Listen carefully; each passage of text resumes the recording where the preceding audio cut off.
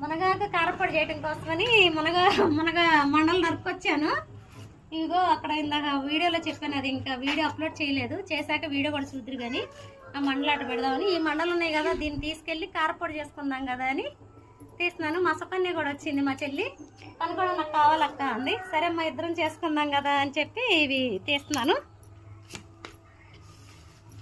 దీనివల్ల ఎంత యూజ్ ఉందో మీకైతే తెలుసు, మునగాకు గురించి అది చాలాసార్లు చెప్పాను, మీకు కూడా తెలుసు.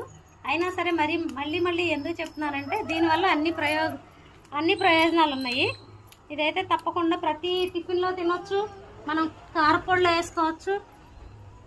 ఎప్పుడైనా మనకు ఒంట్లో బాగున్నా, కూర వండినా వండకపోయినా ఈ కారపొడితో కూడా సరిపెట్టుకోవచ్చు. కొంచెం నెయ్యి వేసుకుంటే దాని టేస్టే వేరు, చాలా బాగుంటుందండి.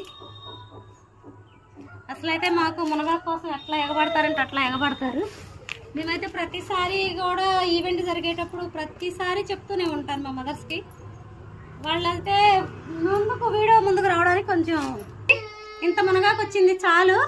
అయితే మా సుకన్యకు కూడా ఇస్తాను, మా ఇద్దరికైతే సరిపోతుంది మునగాకు. మరి ఓకే, బాయ్ అండి. మీకు నచ్చినట్టయితే లైక్ చేయండి, షేర్ చేయండి, కామెంట్ పెట్టండి. Okay bye. ఇప్పుడు 6 అవుతుంది టైము, ఇంకా వెళ్తాను మరి. ఓకే.